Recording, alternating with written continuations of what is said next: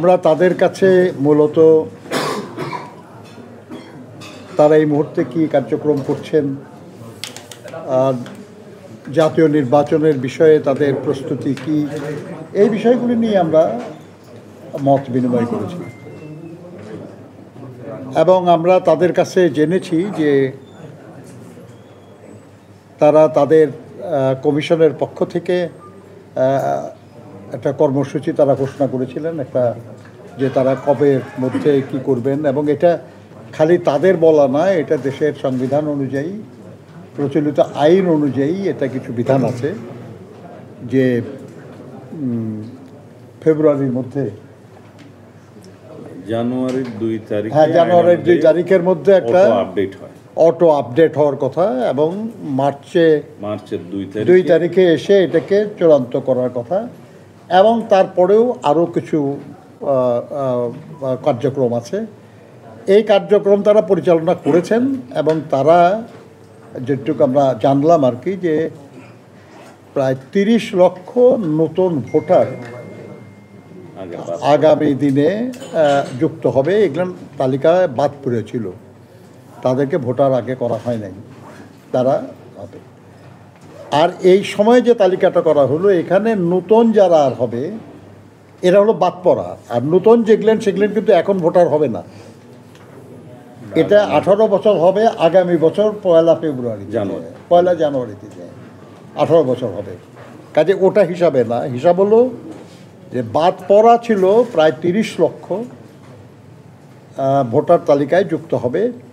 আবার এর মধ্যে আপনার 15 লক্ষর মতো বাদ পড়ে যাবে, কারণ তারা মারা গেছে, মৃত। তাহলে আলটিমেটলি প্রায় 15 লক্ষের মতো ভোটার বিদ্যমান যে তালিকা ছিল ওই তালিকা অ্যাড হওয়ার কথা আর কি। তবে এটা আরও কিছু বাড়ার সম্ভাবনা আছে, এই কারণে যে আপনারা জানেন যে তারা নতুন মারা গেছে যে তালিকা, এই তালিকাটা তারা করেছে ইউনিয়ন পরিষদের যে মৃত ব্যক্তিদের যে রেজিস্ট্রেশন তার ভিত্তিতে। আমরা সবাই জানি যে আমাদের দেশে বহু জায়গায় বহু মানুষ তারা মরার পরে ইউনিয়ন পরিষদের রেজিস্ট্রেশন করে না, অর্থাৎ ইউনিয়ন পরিষদের রেজিস্ট্রেশনে তাদের নাম নাই, কিন্তু আসলে মারা গেছে তারা। এগুলো অনুসন্ধান করার কাজ চলতেছে। তো এইসব মিলে তারা আমাদের কাছে মনে হয়েছে তাদের কথায় যে আগামী মে মাস জুন মাসের মধ্যে তারা পরিপূর্ণভাবে প্রস্তুত হবেন voter list, updated voter list দিয়ে নির্বাচন অনুষ্ঠানের বিষয়ে।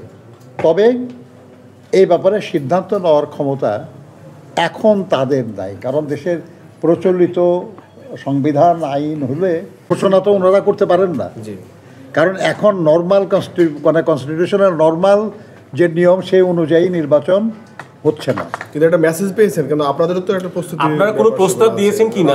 না, আমরা এই ব্যাপারে কোনো প্রস্তাব দেওয়ার কিছু না। আমরা বলেছি আমরা তো এনাদের কাছে বলবো না, এটা যেহেতু এই নির্বাচন ঘোষণার দায়িত্ব এখন সরকারের, তারিখ ঘোষণার বা করার, মানে কখন হবে এটা বলা, তারপরে শিডিউল ঘোষণা তো তারাই করবে, নির্বাচন কমিশন করবে। রেমিটেন্স যোদ্ধাদের ঢাকায় বিশেষ ছাড়ে রেডি ফ্ল্যাট দিচ্ছে শতভাগ বিশ্বস্ত ও নির্ভরযোগ্য প্রতিষ্ঠান প্রবাসীর সিটি।